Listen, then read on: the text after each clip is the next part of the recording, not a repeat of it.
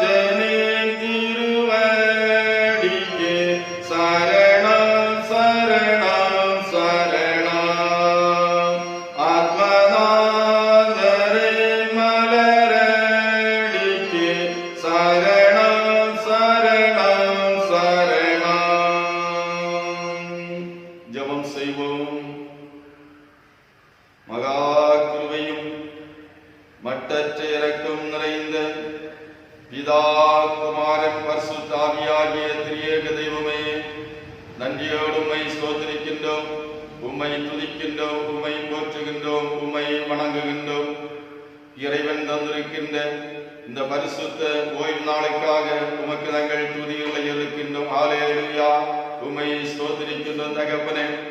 ஆமாண்டவரே, இந்த ஆராதனை வேளையிலே ஆங்காங்கே இல்லத்திலே இருந்து உமக்கு நேராக தங்கள் உள்ளத்தை உயர்த்தி உம்மை ஆராதிக்கின்ற அனைவர் மேலும் உம்முடைய மகிமையான பிரசன்னம் வந்து இறங்குவதாக. சுவாமி, தூய ஆவியானவர் ஒவ்வொருவரையும் ஆட்கொள்ளும்படியாக முதுகி ஜெபிக்கின்றோம் ஐயா. தமது பிள்ளைகளுடைய இல்லங்களை உம்முடைய ஆலயமாக மாற்றும்படியாய் முதுகி ஜெபிக்கின்றோம். ஆவியோடு உண்மையோடு ஆராதிக்க எங்கள் ஆண்டவர் கிருபை விருந்தலும்படியாக ஜெபிக்கிறோம். சுவாமி, உம்முடைய வெளிச்சம் தமது பிள்ளைகள் மேல் பிரகாசிக்கட்டும் தகப்பனே. உம்முடைய கிருபைகளினால் நிரப்பி ஆமாண்டவரை இந்த நாள் தொழுகையை நீர் ஆசீர்வதிக்கும்படியாய் முதுகி ஜெபிக்கின்றோம். இத்தொழுகையின் வாயிலாக தமது பிள்ளைகள் உம்மை தரிசிக்கும்படியாக எங்கள் ஆண்டவர் கிருபை தாருமையா. ஆமாண்டவரே, தூய ஆவியினால் இடைகட்டி நீர் ஆற்றல் படுத்தும்படியாய் முதுகி ஜெபிக்கின்ற தகப்பனே. ஒவ்வொருவரும் தங்களை உம்முடைய கரங்களை சமர்ப்பிக்கும்படியாக எங்கள் ஆண்டவர் அனுகிரகம் இருந்தபடியாக முதுகி நாங்கள் ஜெபிக்கின்றோம் ஐயா. உம்முடைய அன்பும் அரவணைப்பும் அத்தனை பேர் மேலும் தங்கி தாவரை கேட்டுங்கிறதாவே. ஆமாண்டவரை தொழுகையிலே கலந்து கொள்ளுகின்ற ஒவ்வொருவரும் என்று உம்முடைய ஆசீர்வாதங்களை சுதந்திரித்து இறைவனுக்குள்ளாக அகமகளும்படியாக கிருபைதாரும். ஆண்டவராய் இயேசு கிறிஸ்து நீடு இணையற்ற இனிய நாமத்தில் ஜெபிக்கிறோம் பிதாவே. ஆமென்.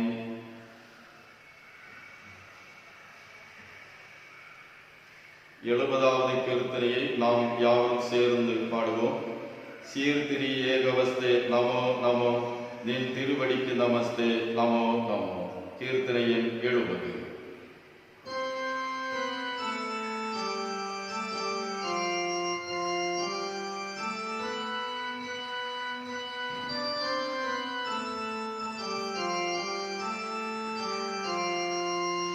சீர்திரி ஏகவஸ்தே நமோ நமோ, நின் திருவடிக்கு நமஸ்தே நமோ நமோ.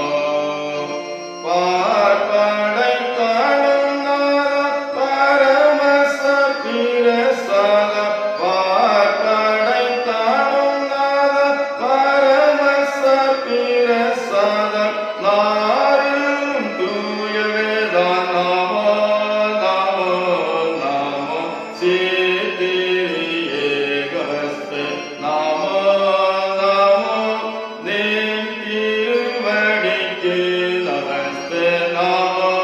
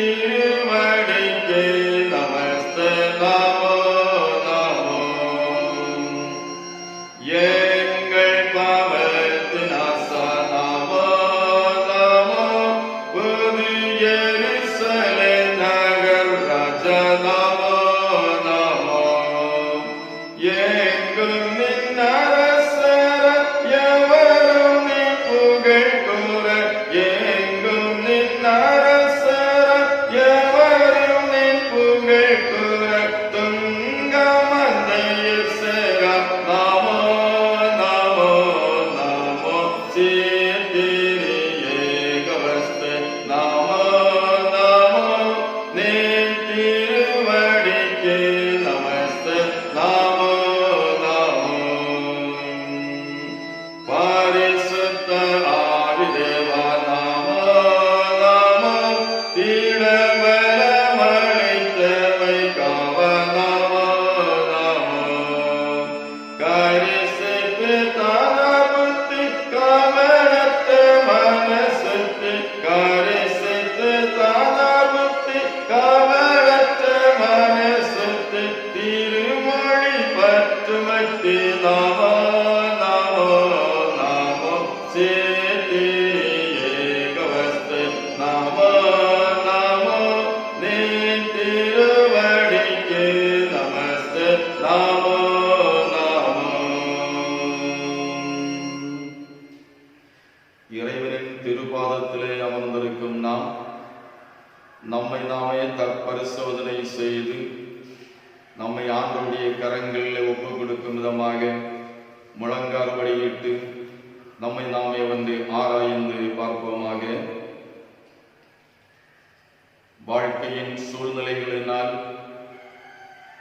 நினைவுகளினாலும், வாயின் வார்த்தைகளினாலும், கரங்களின் செய்கைகளினாலும் சக மனிதர்களுக்கு விரோதமாகவும் இறைவனுக்கு விரோதமாகவும் நாம் இழைத்த பிழைகளை உணர்வோம். மனிதர்களுக்கு நீங்கள் எதை செய்தீர்களோ அதை எனக்கே செய்தீர்கள் என்று இறைவன் திருவிழாம் பற்றுகின்றார். நம்முடைய வாழ்வை ஒன்று பின் திரும்பி பார்த்து நம்முடைய குறைகளை உணர்ந்து அவற்றை மறைத்து வைக்காமல் இரக்கம் நிறைந்த இறைவனிடத்திலே நம்மை நாமே ஒப்புக் கொடுத்து அறிக்கை செய்வோமாக. நம்மை மீட்கும்படியாக, நம்மை ரட்சிக்கும்படியாக ஆண்டவராகிய இயேசுநாதர் கல்வாரி சிலுவையிலே அடிக்கப்பட்டு திருரத்தம் சிந்தினார்.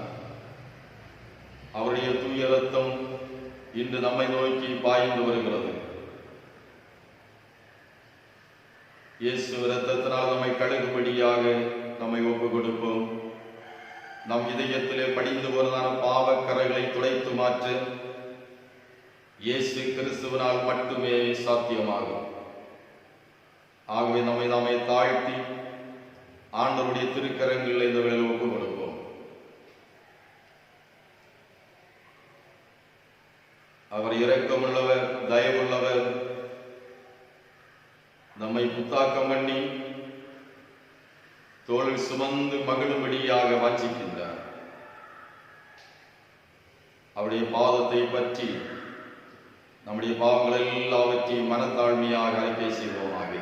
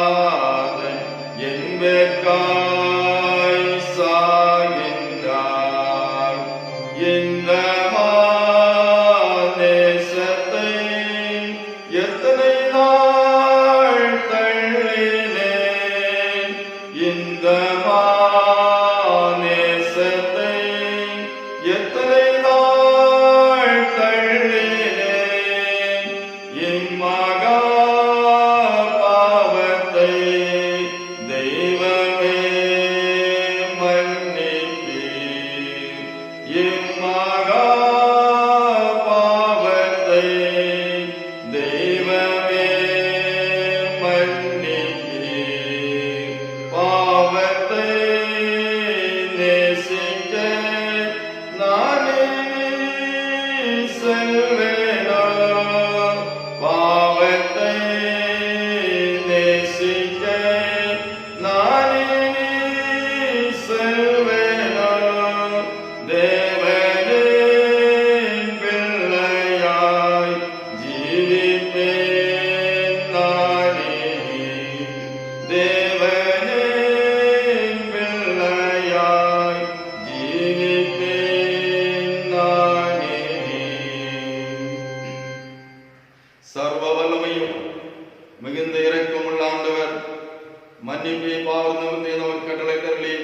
வாழ்க்கையை சீர்படுத்துவதற்கான காலத்தையும் தமது கிருபையும் தேற்றுதலையும் பரிசுத்த ஆவியின் துணையையும் தந்தல்வாராக.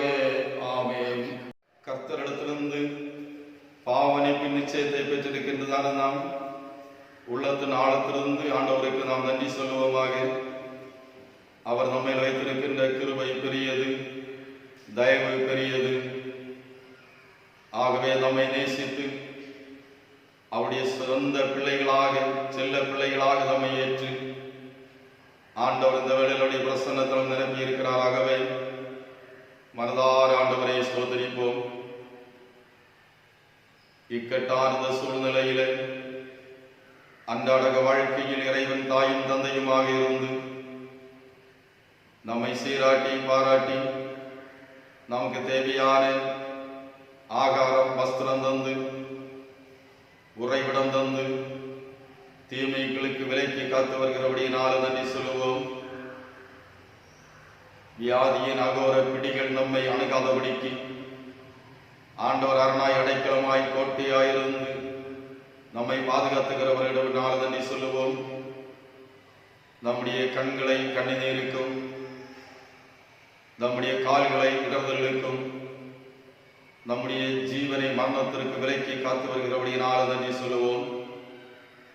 ஆண்டவர் தந்திருக்கின்ற குடும்ப வாழ்வுக்காக, குடும்ப வாழ்வு உறவுகளுக்காக துதிகளை எடுப்போமாக. நாம் குடும்பத்திலே இன்புற்று வாழும்படியாக, பெற்றோர் பிள்ளைகளாக, உடன்பிறப்புகளாக அகமிருந்து வாழாண்டுவர் என்ற தயவிற்காக, இரக்கத்திற்காக நன்றி சொல்லுவோம். இறைவன் தருகின்றதான நல்ல சமுதாயத்திற்காக, சமுதாய நன்னறை வாழ்வுக்காக நன்றி செலுத்துவோம். இயற்கையின் அனுகூலங்களுக்காக இறைவனை துதிப்போமாக. ஆண்டவர் நம்முடைய வாழ்க்கையிலே கோடான கோடி நன்மைகளை தந்திருக்கின்றார். உள்ளத்தின் ஆழத்திலிருந்து ஆண்டவரை ஸ்தோத்திரிப்போம். இறைவன் தந்திருக்கின்ற தேச தலைவர்களுக்காக, மருத்துவர்களுக்காக, தாதிமாருக்காக, சுகாதாரத்துறையினர்களுக்காக, துப்புரவு பணியாளர்களுக்காக, காவல் துணைகளுக்காக ஆண்டவரை ஸ்தோத்திரிப்போமாக.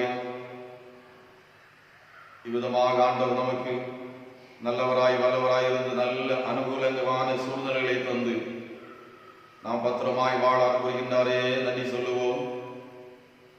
நம்முடைய ஆன்மீகத்திலே நாம் பின்னடையாதபடிக்கு தூய ஆவியின் ஆற்றலை தந்து இறைவனோடு ஒன்றித்து வாழும்படியாய் விசுவாச வாழ்க்கையில் முன்னேற அனுபவிக்கின்றாரே, அதற்காக ஆண்டவரை ஸ்தோத்திரிப்போமாக. உள்ளத்தில் ஆழத்திலிருந்து இறைவனை துதிப்போம்.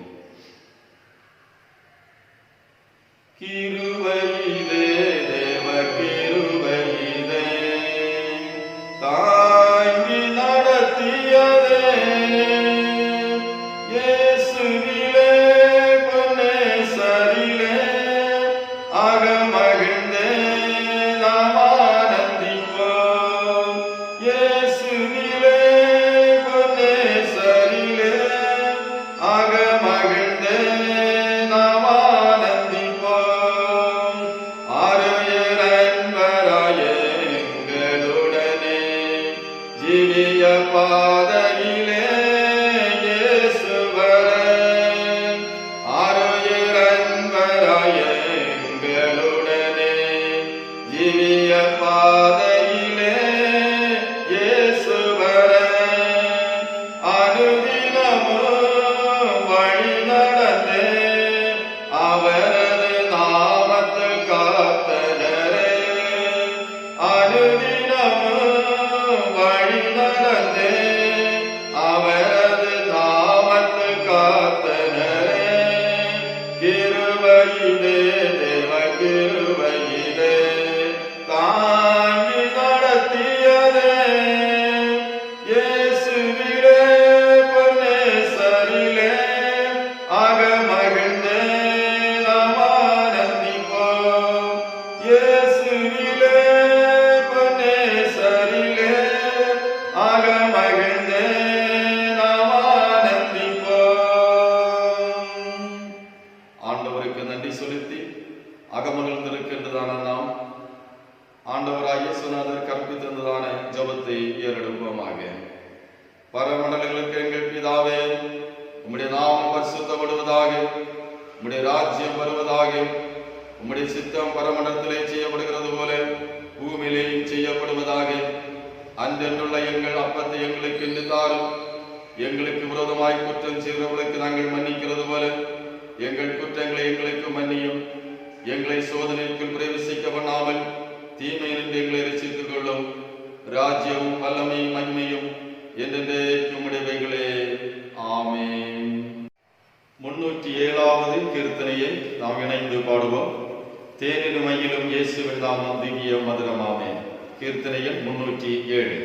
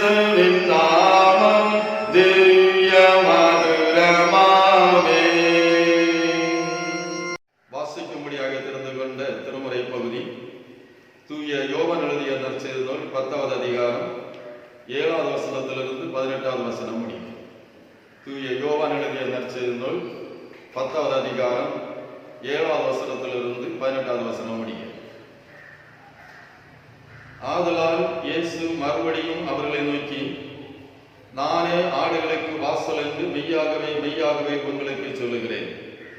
எனக்கு முன்னே வந்தவர்கள் எல்லாரும் கள்ளரும் கொள்ளைக்காரருமாயிருக்கிறார்கள். ஆடுகள் அவர்களுக்கு செவி கொடுக்கவில்லை.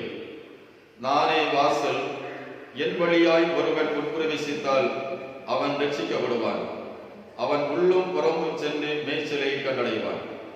திருடன் திருடவும் கொல்லவும் அழிக்கவும் வருகிறானே அன்றி வேறொன்றுக்கும் வரான். நானோ அவைகளுக்கு ஜீவன் உண்டாயிருக்கவும் அது பரிபூர்ணப்படவும் வந்தேன். நானே நல்ல மேய்ப்பன். நல்ல மேய்ப்பன் ஆடுகளுக்காக தன் ஜீவனை கொடுக்கிறான். மேய்ப்பனாயிராதவனும் ஆடுகள் தனக்கு சொந்தமல்லாதவனுமான கூலியாள் ஓநாய் வருகிறதை கண்டு ஆடுகளை விட்டு ஓடி போகிறான். அப்பொழுது ஓநாய் ஆடுகளை கீறி அவைகளை சிதறடிக்கும். கூலியாள் கூலிக்காக வேலை செய்கிறவனாகையால் ஓடி போகிறான். ஆடுகளுக்காக அவன் கவலைப்படான். நானே நல்ல மேய்ப்பன். பிதா என்னை அறிந்திருக்கிறது போலவும் நான் பிதாவை அறிந்திருக்கிறது போலவும் நான் என்னுடையவைகளை அறிந்தும் என்னுடையவைகளால் அறியப்பட்டும் இருக்கிறேன். ஆடுகளுக்காக என் ஜீவனையும் கொடுக்கிறேன். இந்த தொழுவத்தில் உள்ளவைகள் அல்லாமல் வேறு ஆடுகளும் எனக்கு உண்டு. அவைகளையும் நான் கொண்டு வர வேண்டும். அவைகள் என் சத்தத்திற்கு செவி கொடுக்கும். அப்பொழுது ஒரே மந்தையும் ஒரே மேய்ப்பனுமாகும்.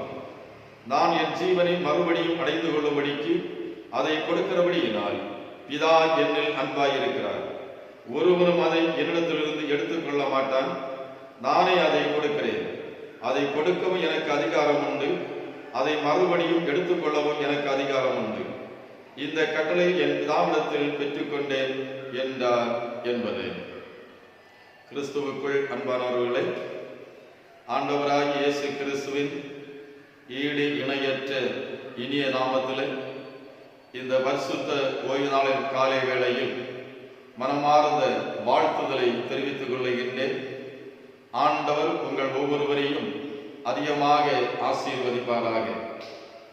சிந்தனைக்காக தெரிந்து கொண்ட திருவசனம் தூய யோவான் நற்செய்தி நூல் 10வது அதிகாரம் 11வது வசனம்.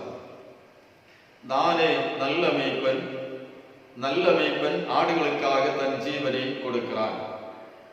நல்ல மேய்ப்பன். இஸ்ரவேலரின் குலத்தொழில் ஆடு மேய்க்கின்றதான தொழிலாக அமைந்தது. இதனால் அவர்களுக்கு மிகுந்த ஆதாயம் இருந்தது. சமுதாயத்தில் நல்ல மதிப்பும் மரியாதையும் அந்த காலத்தில் இருந்தது. அவர்கள் முக்கியத்துவம் பெற்றவர்களாக கருதப்பட்டிருந்தார்கள். இவர்கள் எளிய வாழ்க்கை வாழுகின்ற சாதாரணமான மக்களாக அமைந்தார்கள் என்பதில் எவ்விதமான ஐயமில்லை. சிலர் கூலிக்காக ஆடுகளை மேய்த்தார்கள். சிலர் தன்னுடைய சொந்த ஆடுகளை பொறுப்புடன் நல்ல மேய்ப்பர்களாக இருந்து மேய்த்து அவ்விதமாக தங்கள் தொழிலில் நல்ல ஒரு அபிவிருத்தியை பெற்றுக் கொண்டார்கள் என நாம் அறிந்து கொள்ள முடிகின்றது. நாம் திருமறையின் வெளிச்சத்திலே பார்க்கின்ற வேளையிலே அவ்விதமாக மிகுந்த கரிசனையோடு அக்கறையோடு ஆடுகளை மேய்த்து வந்ததான சிலரை இறைவன் தெரிந்தெடுத்து மனித சமுதாயத்தை இறைவனுக்கு நேராக வழிநடத்தும்படியாக தேவனுடைய மகிமையை வெளிப்படுத்தும்படியாக தம்முடைய கரங்களிலே அவர் பயன்படுத்தினார் என அறிந்து கொள்ள முடிகின்றது. இதற்கு மோசே தீர்க்கன், தாவீது மன்னன், இயேசுவின் பிறப்பின் செய்தியை பெற்றதான மேய்ப்பர்கள் ஆகியோர் எடுத்துக்காட்டாக உள்ளார்கள். ஆக அக்காலத்தில் மேய்ப்பர்கள் மிகவும் முக்கியத்துவம் வாய்ந்திருந்ததான சூழ்நிலையிலே காலப்போக்கில் பொய்யான மேய்ப்பர்கள் சமுதாயத்திலே புகுந்து விட்டார்கள் என அறிந்து கொள்ள முடிகின்றது.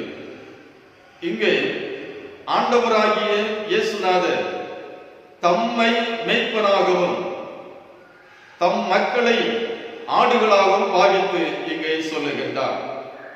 நாம் பழைய திருமறை போதியை நாம் சிந்திக்கும் பொழுது நாட்டை ஆளுகின்றதான ராஜாக்கள், அதாவது தேச தலைவர்கள், இனி சமுதாயத்திலே காணப்பட்டதான சமய தலைவர்கள், குருக்கள் கூட மேய்ப்பர்களாக சித்தரிக்கப்பட்டிருப்பதை நாம் அறிந்து கொள்கிறோம். ஏனென்றால் ஜனங்களை நேர்த்தியாக நடத்தி அவர்களை பாதுகாக்க வேண்டியதான பொறுப்பாளர்கள் இவர்கள். ஆகவே அந்த அர்த்தத்தில் இவர்கள் மேய்ப்பர்களாக சித்தரிக்கப்பட்டு அவர்கள் முக்கியத்துவம் பெற்றிருந்தார்கள் என நாம் அறிந்து கொள்ள முடிகின்றது. அதே வேளையில் கருத்துணர்வு இல்லாதபடிக்கு, அக்கறை இல்லாதபடிக்கு கடமைக்காக சில மேய்ப்பர்கள் நாட்களில் தோன்றியிருந்தார்கள். அவர்கள் தேச தலைவர்களாக, சமய தலைவர்களாக காட்சியளித்தார்கள். ஆகவே மக்கள் மத்தியிலே ஒரு குழப்படியான ஒரு நிலை இருந்தது.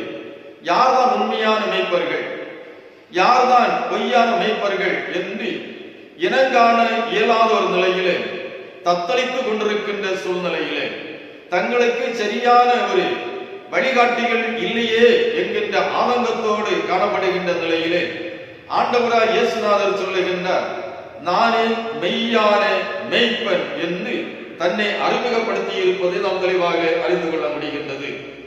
ஆக அவரை பின்பற்றும்படியாக இங்கே அழைப்பு விடுக்கப்படுகின்றது.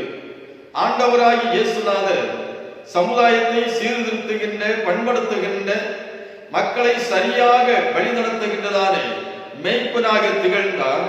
அமிதமான ஒரு பொறுப்புள்ள ஒரு மேய்ப்பனாக தம் அடியவர்கள் மாற வேண்டும், இறை மக்கள் மாற வேண்டும் என இயேசுநாதர் விரும்பினார் என்பதில் எவ்விதமான ஐயமில்லை. ஆக இந்த நாள் இறைமகனாகி இயேசுநாதரை மெய்யான மேய்ப்பராகவும் அவருடைய பிள்ளைகளை மெய்யான ஆடுகளாகவும் பாவித்து அதன் அடித்தளத்தில் இன்றைய தியானமானது அமைகின்றது. இந்த தியான நேரத்தில் இறைவன் நிச்சயமாகவே நம்மோடு பேசுவார் என்பதில் எவ்விதமான ஐயமில்லை. ஆக நாம் மேய்ப்பர்களை குறித்தும் ஆடுகளை குறித்தும் சிந்தித்துக் கொண்டிருக்கின்றோம். இந்த நிலையிலே முதலாவது மேய்ப்பனின் கடமைகளை குறித்து நாம் சிந்திப்பது சால சிறந்தது. மேய்ப்பனின் கடமைகள். முதலாவதாக ஒரு மேய்ப்பன் காணாமல் போனதை தேட வேண்டும், காணாமல் போனதை தேட வேண்டும் என்று திருமறை தெளிவாய் சொல்லுகிறது. எசேக்கியேல் 34ஆம் அதிகாரம் 16வது வசனத்தை படிக்கின்ற வேளையிலே, நான் காணாமல் போனதை தேடி துரத்துண்டதை திரும்ப கொண்டு வந்து எலும்பு முறிந்ததை காயங்கட்டி நசல் கொண்டதை திடப்படுத்துவேன் என்று இறைவன் திருவுளம் பெற்றுகின்றார்.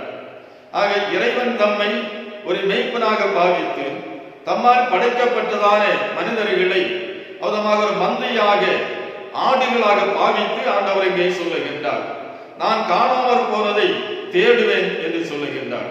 ஆக இறைவன் தம்முடைய பிள்ளைகளை தம்மோடு இருக்கும்படியாக ஆண்டவர் படைத்திருக்கின்றார். ஆனால் ஏதோ ஒரு நிலையிலே அந்த மானிடமானது தூரமாக சென்றிருக்கிறது என்பதை நாம் புரிந்து கொள்ள முடிகிறது. ஆக ஒரு மேய்ப்பனுடைய கரத்தன்களை இருக்கின்றதான ஆடானது ஏதோ ஒரு வழியிலே அவதமாக தவறி போய் இருக்கின்ற ஒரு நிலையை ஆண்டவரை சுட்டி காட்டுகிறதை காட்டுகிறாங்க. தாமாக தவறி போனது, அதை நான் தேடுவேன் என்று ஆண்டவர் சொல்லுகின்றார். அது ஒரு தனி மனித அக்கறையை இங்கு தெளிவுபடுத்துகிறது, நாம் அறிந்து கொள்ள முடிகின்றது. ஆக ஒரு மனிதனும் கெட்டு போகக்கூடாது, அவன் அழிந்து போகக்கூடாது என்பதுதான் இறைவனுடைய நோக்கமாக இருக்கிறது. ஆகவே எந்த மனிதனையும் ஆண்டவர் தேடி வருகின்றார் என காண்கிறோம். இயேசுநாதர் மிக தெளிவாக சொல்லுகின்றார், இழந்து போனதை தேடவும் ரட்சிக்கவுமே மனுஷகுமாரன் வந்திருக்கிறார் என்று தம்முடைய திருப்பணி திட்டத்தை மிக தெளிவாக இயேசுநாதர் சொல்வதை நாம் அறிந்து கொள்ள முடிகின்றது. ஆக எந்த மனிதர்களுமாக கெட்டு போக வேண்டும் என்று விரும்பவில்லை. அந்த இறைவன் என்று உங்களை தேடி வருகின்றார். உன்னை ரட்சிக்கும்படியாக, வாழ வைக்கும்படியாக இயேசு இந்த வேளையில் உன்னை தேடி வருகிறார் என்பதை புரிந்து கொள்ள வேண்டும். அதுமாக துரத்துண்டதை திரும்ப கொண்டு வருவேன் என்று சொல்லுகின்றார். ஆக ஒரு ஆடு காணாமல் போய்விடுகிறது, தானாக வழி தவறி போயிருக்கிறது, அடுத்தவையாக துரத்தப்பட்டிருக்கின்றது. அது பலவிதமான வடிவங்களிலே துரத்தப்பட்டிருக்கலாம். மனிதர்களினாலே, தீய சக்திகளினாலே, வாழ்க்கையின் கஷ்டங்களினாலே, பாடுகளினாலே, வாழ்க்கையில் வருகிறான பலவிதமான துரிதங்களினாலே துரத்தப்படுகின்ற ஒரு அனுபவம் இருக்கலாம். இதனால பயந்து நடுங்கி திகிலடைந்து வாழ்கின்றதான ஒரு சூழ்நிலை. ஆனால் அப்படிப்பட்டவர்களையும் இறைவன் தேடி வருகின்றார், தம்மோடு சேர்த்துக் கொள்ளும்படியாக, தம்மோடு அரவணைத்துக் கொள்ளும்படியாக இறைவன் இன்று நம்மத்திலே வந்திருக்கின்றார் என்பதை நாம் தெளிவாக அறிந்து கொள்ள வேண்டும். அவ்வளவாக நம்மை ஆண்டவர் தேடி கண்டுபிடித்து இப்பொழுது நம்மை ஆராய்ந்து பார்க்கின்றார், எந்த நிலையிலே இருக்கிறோம் என்று சொல்லி. என்னை கேட்கின்றதான அருமையான தேவனுடைய பிள்ளைகளே, நாம் எந்த சூழ்நிலையில இருக்கிறோம், எந்த நிலையில இருக்கிறோம் என்று ஆண்டவர் ஆராய்ந்து பார்க்கிறார், நம்மை கூர்ந்து கவனிக்கின்றார். கவனிக்கின்ற வேளையிலே சொல்லுகிறார், எலும்பு முறிந்ததை காயம் கட்டுதேன் என்கிறார். நம்முடைய வாழ்க்கையிலே காயப்பட்டதான அனுபவங்கள் உண்டு. எலும்புகள் எல்லாம் உடைக்கப்பட்ட நிலையிலே, சத்துவமற்ற நிலையிலே, நொறுங்கி போன சூழ்நிலையில ஒருவேளை நாம் காணப்படலாம். எவ்விதமாக தப்பி பிழைப்பது என்று சொல்லி நாம் திகைக்கலாம். அருமையானவர்களே, ஆண்டவராக இயேசுநாதர் பரம மருத்துவராக செயல்படுகின்றார். அவர் காயம் கட்டுகின்றவராக இருக்கின்றார். முறிந்து போன எலும்புகளை விதமாக விட்டுவிடாதபடிக்கு அவர் இணைத்து விதமாக கட்டி அதில் செய்ய வேண்டியதான எல்லா கடமைகளையும் ஆண்டவர் செய்கின்றார். சக்தி கொடுத்துகிறார் இறைவன். உன் அருகிலே இருக்கிறார் என்பதை இந்த வேளையில் தெளிவாக புரிந்து கொள்ள வேண்டும் அறிஞர்களே. ஆக ஆண்டவர் அந்த அளவுக்கு கரிசனை நம்மை வைத்திருக்கிறார். நசல் கொண்டதை திடப்படுத்தும் என்று சொல்லுகிறார். ஒருவேளை நலிவுற்று போய் இருக்கலாம், சரியான வாழ்வாதாரம் இல்லாதபடிக்கு, உணவுகள் இல்லாதபடிக்கு, உடல் பலவீனத்தின் நிமித்தமாக வாழ்க்கையில் பலவிதமான குறைபாடுகளினாலே நலிந்து போன அனுபவம், எழும்பி நிமிர்ந்து நிற்க முடியாத ஒரு சூழ்நிலை, அவ்விதமான தடுமாறியவனமாக வாழ்கின்றதான ஒரு அனுபவங்கள், எதையும் சாதிக்க முடியாத ஒரு சூழ்நிலைகள், இவ்விதமான நிலையில் ஆண்டவர் சொல்லுகிறார், நான் உன்னை புஷ்டிகரமாக மாற்றுவேன் என்று இங்கு தெளிவாக ஆண்டவர் சொல்லுகின்றார். அருமையானவர்களே, நம்மை அவர் திடப்படுத்தி புஷ்டிப்படுத்தி உறுதிப்படுத்துகின்றதான இறைவன், எழுந்து நிமிர்ந்து நிற்கும்படியாக பலனை தருகின்றதான இறைவன் நம்மை மிகுந்த அக்கறை உள்ளவர். ஒவ்வொரு மனிதனிடத்திலையும் ஆண்டவரமாக அன்பை பாசத்தை வைத்திருக்கிறார். ஆகவே நிச்சயமாக அவர் ஒவ்வொருவரையும் வாழ வைப்பது அதிக நிச்சயம் என்பதில் எந்த விதமான சந்தேகம் இல்லை. அடுத்ததாக ஒரு மேய்ப்பனுடைய ஒரு கடமை என்னவென்றால், ஆடுகளுக்கு நல்ல மேய்ச்சலை காட்ட வேண்டும். ஒரு மேய்ப்பன் தன்னகத்தில் இருக்கின்றதா, தன்னுடைய கரத்திலே கொடுக்கப்பட்டிருக்கின்றதான ஆடுகள் மேலே மிகுந்த கரிசனையோடு இருந்து அந்த ஆடுகளுக்கு புல்வெளிகள் எங்கே இருக்கின்றது, தண்ணீர் எங்கே இருக்கிறது என்று சொல்லி கண்டுபிடித்து அதற்கு நேராக கொண்டு சென்று அதை நடத்த வேண்டும், பிழைப்பூட்ட வேண்டும், போஷிப்பிக்க வேண்டும். இது ஒரு மேய்ப்பனுடைய தலையாய கடமை என்று இங்கே ஆண்டவர் மிக தெளிவாக சொல்லுகின்றார். சங்கீதம் 23 சங்கீதம் 2வது வசனத்தில் அருமையான தாவீது என்கின்ற மேய்ப்பன் மிக தெளிவாக சொல்லுகிறார். இறைவனுடைய கரங்களிலே அதிகமாக பயன்படுத்தப்பட்டதான ஒரு மேய்ப்பன் என்பது ஐயமே இல்லை. நான் ஆரம்பத்தில் சொன்ன வண்ணமாக தேச தலைவர்கள், சமய தலைவர்கள் எல்லாம் மேய்ப்பனாக சித்தரிக்கப்பட்டு இறைவனால் பயன்படுத்தப்பட்டார்கள் சொல்லி காண்கிறார். அந்த வரிசையிலே இங்கே தாவீது ராஜாவும் ஒரு மேய்ப்பனாய் காணப்படுகிறார். ஆடுகளை மேய்த்து கொண்டிருந்ததான ஒரு மேய்ப்பன். ஆக ஆடுகளை மேய்ப்பது மிகுந்த நிபுணத்துவம் உடையதான ஒரு மனிதன்.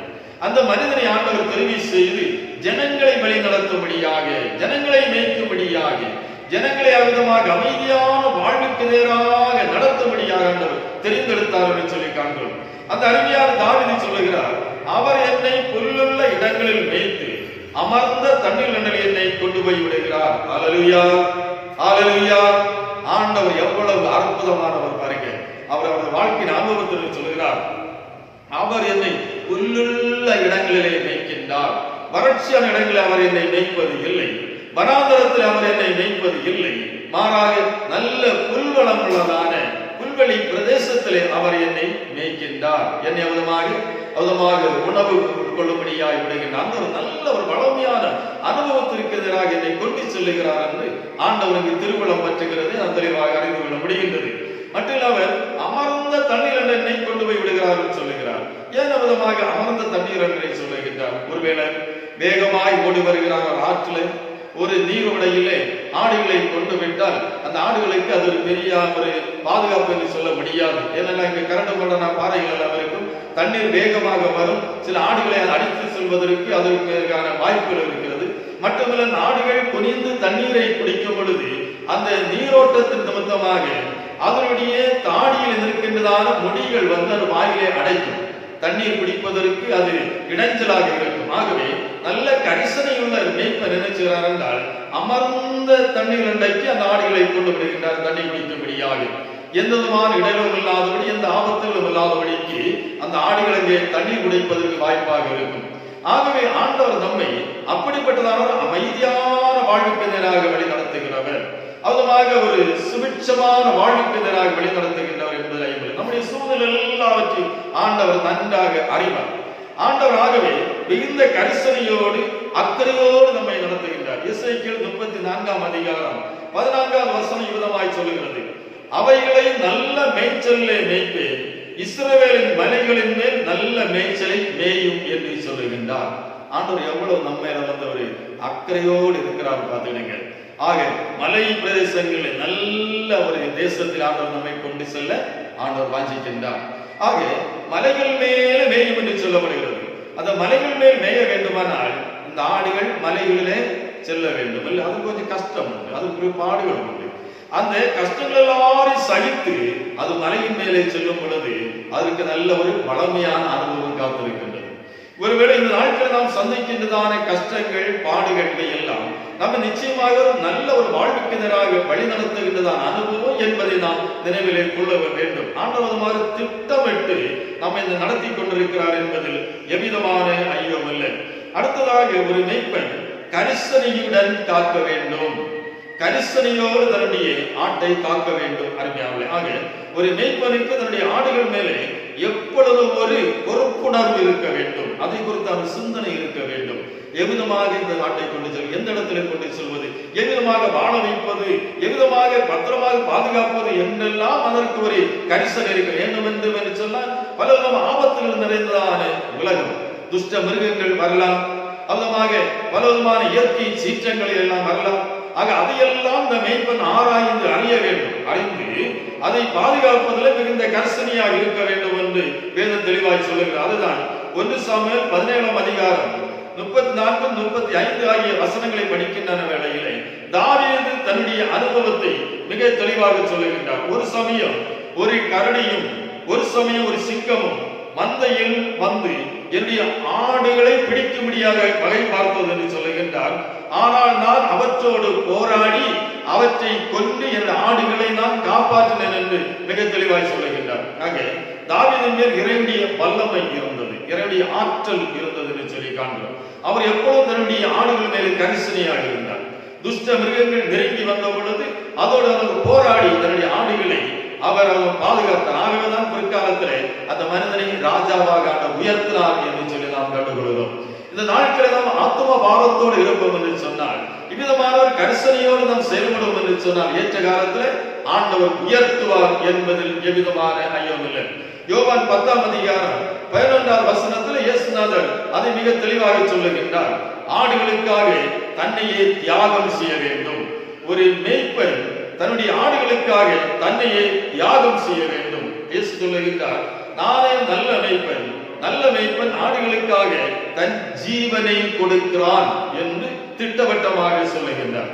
ஆக நல்ல மேய்ப்பர்கள் யார், நல்ல தலைவர்கள் யார், நல்ல இறைப்பணியாளர் யார் என்று அங்கலாய்க்கின்றதான இந்த மக்கள் மத்தியில் இயேசு சொல்லுகின்றார், நீங்கள் துவண்டு போக வேண்டாம், நீங்கள் ஐயப்பட வேண்டாம், நீங்கள் கலங்கிவிட வேண்டாம், நானே நல்ல மேய்ப்பனாக காணப்படுகிறேன், உங்களுக்காக என் ஜீவனை கொடுக்கும்படியாக வந்திருக்கிறேன், அதற்கு நான் ஆயத்தமாக இருக்கிறேன் என்று இயேசு திருமணம் பற்றினாக என் ஜீவனை கொடுத்து உங்களை நான் மீட்டுக் கொள்வேன், உங்களை காப்பாற்றுவேன் என்று சொல்லுகின்றார். அருமையான தேவனுடைய பிள்ளைகளே, இந்த வேளையில இயேசுநாதர் உன்னை பார்த்த விதமாக சொல்லுகின்றார், நானே நல்ல மேய்ப்பன், பயப்படாது என்று சொல்லுகிறார். இவ்விதமாக திருமணம் பற்றிதான இயேசுநாதர் கல்வாரி சிலுவையிலே தன்னை முழுவதுமாக அர்ப்பணித்தார், தன்னை தியாகம் பண்ணினார் என்று சொல்லி நாம் காண்கிறோம். ஆக இயேசுநாதர் கல்வாரி சிலுவையிலே தன்னை பலியாக ஒப்புக்கொடுத்தபடியினாலே நாம் இன்றைக்கு வாழ்வு பெற்றிருக்கின்றோம், உண்மையான ஆன்மீகத்தை நாம் பெற்றிருக்கின்றோம், ஆன்மீக நிறைவை நாம் கண்டிருக்கின்றோம். இறைவனுடைய பிள்ளைகள் என்கின்றதானே அந்த பெரிய வாக்கியத்தை நாம் சுதந்திரித்திருக்கிறோம் என்பதில் எவ்விதமான ஐயமும் இல்லை. ஆக இந்த சமுதாயத்திலே இறைவன் தம்முடைய பிள்ளைகளாக நம்மை அங்கீகரித்திருக்கின்றார். இந்த சமுதாயத்திலே நாம் ஒவ்வொருவரும் நல்ல மேய்ப்பர்களாக மாற வேண்டும் என்பதை ஆண்டவர் அறிவுறுத்துகின்றார். அறிஞர்களே, இந்த நாட்களில் நாம் பார்க்கின்ற வேளையிலே நம்முடைய தேசத்திலே ஆண்டவர் அநேக தலைவர்களை தந்திருக்கின்றார். நாட்டின் தலைவர்கள் எல்லாம் இறைவனாலே நியமிக்கப்பட்டிருக்கின்றதான மேய்ப்பர்கள், மக்களை வழி நடத்துவதற்காக, மக்களை அவலமாக பாதுகாக்கும்படியாக, அவலமாக செயல்படும்படியாக ஆண்டவர் வைத்திருக்கின்றதான தலைவர்கள் இறைவனுடைய கரங்களிலே பயன்படுத்தப்படுகின்றதான மேய்ப்பர்கள் என்பதில் ஐயமில்லை. ஆகவேதான் இந்த காலகட்டங்களை நாம் பார்க்கின்ற வேளையிலே நாட்டு மக்களை பாதுகாக்கும்படியாக, நாட்டு மக்களை அவலமாக அடியிலிருந்து காப்பாற்றும்படியாக பலவிதமான திட்டங்களை வகுத்து நடைமுறைப்படுத்திக் கொண்டிருக்கின்றார். இது மெய்ப்பனுடைய கடமை. அது இறைவன் கொடுத்திருக்கின்றதான திருப்பணி என்பதில் எவ்விதமான ஐயமும் இல்லை. அவதமாக நாட்களில் சுகாதாரத்துறையிலே, மருத்துவத்துறையிலே அநேக மெய்ப்பர்களாக செயல்பட்டு கொண்டிருக்கின்றார்கள். தங்களுடைய வாழ்வையும் துச்சமாக கருதி, தங்களுடைய ஜீவனையும் பொருட்படுத்தாதபடிக்கு மக்கள் வாழ்வு பெற வேண்டும், இந்த பொல்லாத கொரோனா வியாதியிலிருந்து அவர்கள் தப்பி பிழைக்க வேண்டும் என்று சொல்லி தியாக மனப்பான்மையோடு பணிவிடையை செய்து கொண்டிருக்கின்றார்கள். பிறர் வாழ்வடைய வேண்டும் என்பதற்காக தங்களை தியாகம் செய்து கொண்டிருக்கின்றார்கள் என்பது ஐயமல்ல. இவர்கள் இரண்டிய கரங்களை பயன்படுத்தப்படுகின்றதான உண்மையான மெய்ப்பர்கள். நம் நாட்டு மக்களை உண்மையாக மேய்க்கும்படியாக, அவர்களை வழிநடத்தும்படியாக, அவர்களை பாதுகாக்கும்படியாக அவர் நமக்கு தரப்பட்டிருக்கிறார் மெய்ப்பர்கள் என்பதில் எந்த விதமான சந்தேகம் இல்லை. அவ்விதமாக பலவிதமான நிலையிலே நாட்டை பாதுகாக்க காவல்துறையில் பணியாற்றுகின்றவர், ராணுவத்தில் விதமாக பணியாற்றிக் கொண்டிருக்கின்றவர்கள், விதமாக பல்வேறு துறையிலே தங்களை இணைத்து நாட்களில் இரவென்று பகலென்று வாராதபடிக்கு விதமாக ஓடி ஓடி உழைத்து கொண்டிருக்கின்றவர்களை எல்லாம் மெய்ப்பர்கள் என்பதை நாம் மறந்துவிடக் கூடாது. அறிஞர் இவர்கள் கடவுளுடைய கரங்களை பயன்படுத்தப்படுகின்றவர்கள். ஆண்டவருடைய கரங்களை பொறுப்புகளை கொடுத்திருக்கின்றார். அவற்றை அவர்கள் நேர்த்தியாக நிறைவேற்றிக் கொண்டிருக்கின்றார்கள். இது இறைவன் நமக்கு தந்திருக்கின்ற ஒரு பெரிய ஆசீர்வாதம் என்பதில் எவ்விதமான ஐயம் இல்லை. இதை நாம் தெளிவாக புரிந்து கொள்ள வேண்டும்.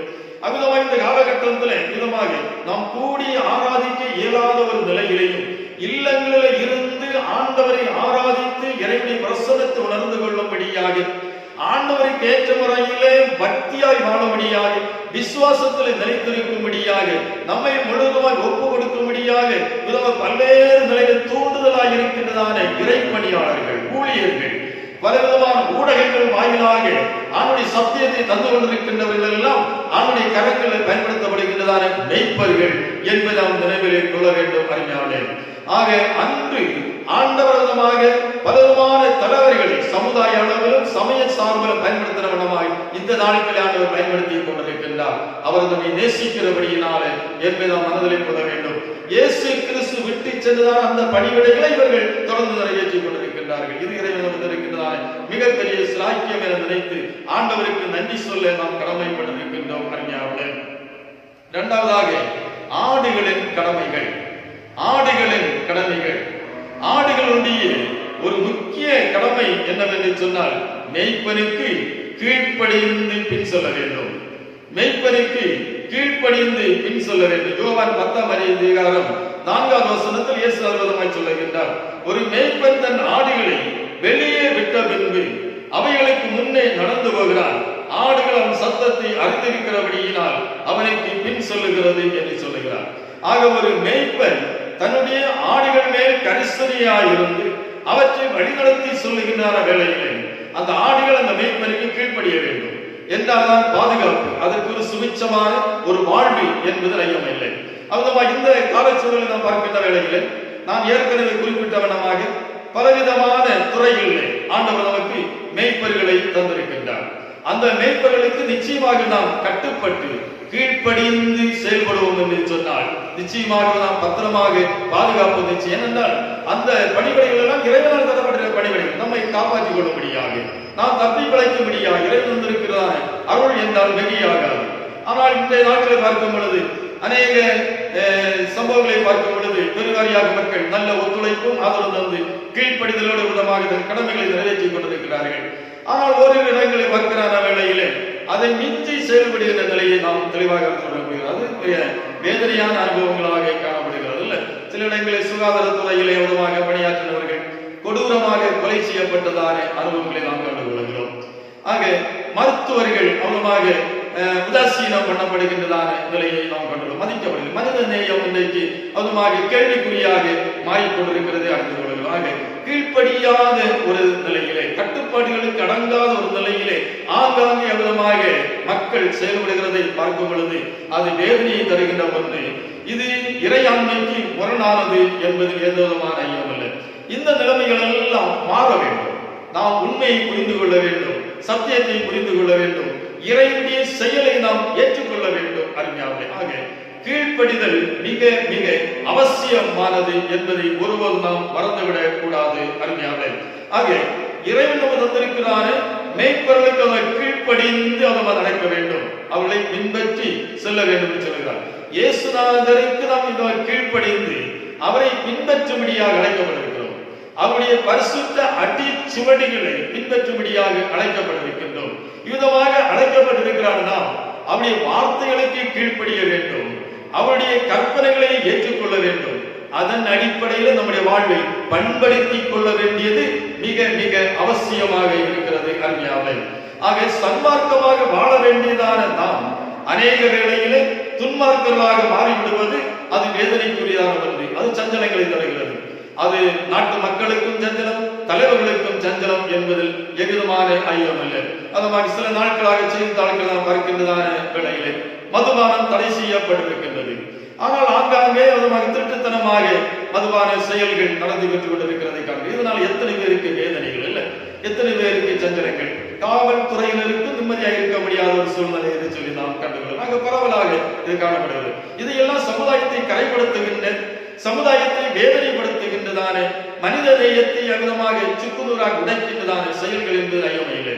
இப்படிப்பட்டவர்கள் எல்லாம் நினைக்க வேண்டியது என்னவென்று சொன்னால், ஒரு நெருக்கடியான சூழ்நிலையில் வைக்கப்பட்டிருக்கின்றோம்.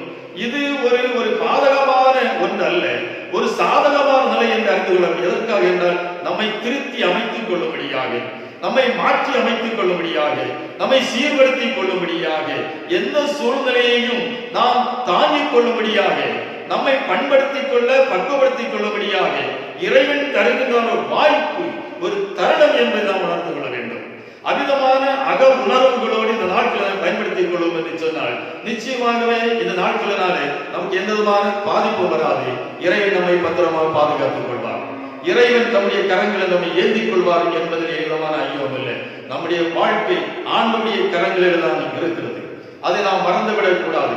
அது நமக்கு ஆசீர்வாதத்தை தரும்படியாக ஒவ்வொரு நாட்களும் நாம் இறைவனோடு இணைந்து செயல்பட வேண்டியது மிக மிக அவசியம்.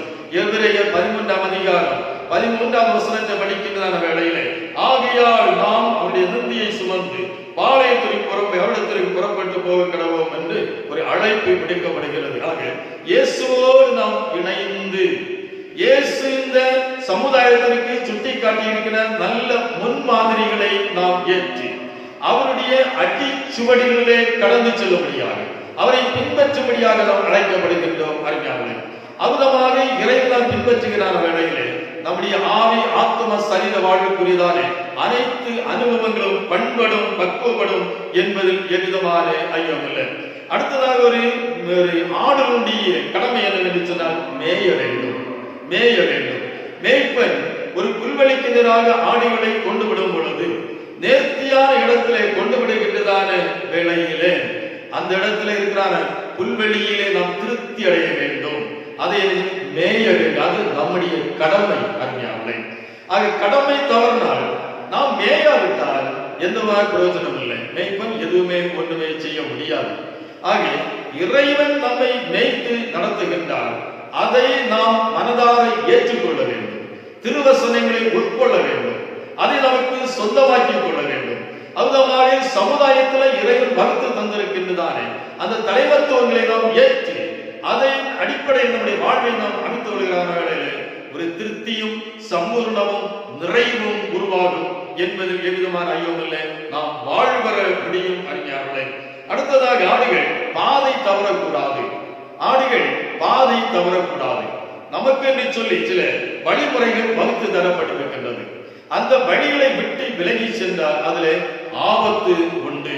ஒன்றில் முக்களுக்குள்ளாக சிக்க நேரிடும், அல்லது துஷ்ட மிருகங்கள் தாக்கிவிடும். பல்வேறு நிலையிலே ஆபத்துகள், பலவிதமான நெருக்கடிகள் கடந்து வரும் என்பதில் எவ்வளவு இல்லை. அதிலிருந்து தப்பி பிழைக்க வேண்டும் என்று சொன்னால் நமக்கு வகுத்து தரப்பட்டிருக்கிறதான பாதையை விட்டு விலகாதபடிக்கு அதை சார்ந்திருக்க வேண்டியது மிக மிக அவசியம். உதாரணமாக அந்த நாட்களை குறிப்பிடுகின்ற வேளையிலே கொரோனா என்கின்றதான துஷ்ட மிருகம் மனிதனை நெருங்கி வந்து கொண்டிருக்கிறது. இது பெரிய ஒரு ஆபத்தான ஒன்று இல்ல. அதிலிருந்து அவை தப்பித்துக் கொள்ளும்படியாக, காப்பாற்றிக் கொள்ளும்படியாக இறைவன் அருளினால் நல்ல வழிவகையானது வகுத்து தரப்பட்டிருக்கிறது. அதிலே செல்ல வேண்டும். அதில் சென்றால் நிச்சயமாக வாழ்வு உண்டு. நாம் தப்பி பிழைக்க அது வழியாக அமையும் என்ற ஐந்தில் இறைவன் அதற்கு துணை புரிவார். ஆண்டவற்றை வாய்க்க பண்ணுவார் என்பதில் எவ்விதமான ஐயமில்லை. ஏனென்றால் ஆண்டவரின் நாட்களிலே தம்முடைய ஆடுகளாக நம்மை ஏற்றுக்கொண்டிருக்கின்றதால் நம்மளே இறைவன் மிகுந்த கரிசனை உடையவராக இருக்கிறார் என்பதை நான் முதல்ல குறிப்பிட்டேன். ஆகவே எந்த விதமான தீமைகள் நம்மை அணுவதற்கு ஆண்டு விட மாட்டார். நாட்களவர்களை கவலைகளோடு பாரங்களோடு நான் காணப்படலாம், பல விதமான நெருக்கடிகளோடு காணப்படலாம். ஆனால் நம்மை கருதுகின்றதான இயேசு இருக்கிறார். அல்லேலூயா, அல்லேலூயா. அவர் நம்மை விட்டு விலகவே மாட்டார், நம்மை அமிதமாக புறக்கணிப்பதில்லை. ஆண்டவர் நிச்சயமாக ஒரு வாழ்வாதாரத்தை நமக்காக வகுத்து தந்திருக்கிறார் என்பதை நாம் மறந்துவிடக் கூடாது. அடுத்ததாக இந்த ஆடுகள் பலம் கொடுக்க வேண்டும், பலம் கொடுக்க வேண்டும். ஒரு மேய்ப்பன் சில ஆடுகளை அமிதமாக வளர்க்கிறார் என்றால் அந்த ஆடுகளுக்கு சில எதிர்பார்ப்புகள் இருக்கிறது. அந்த ஆடுகள் விதமாக நன்றாக மேய்ந்து அது வளர்ந்து புஷ்டிகரமாக வாழ வேண்டும்.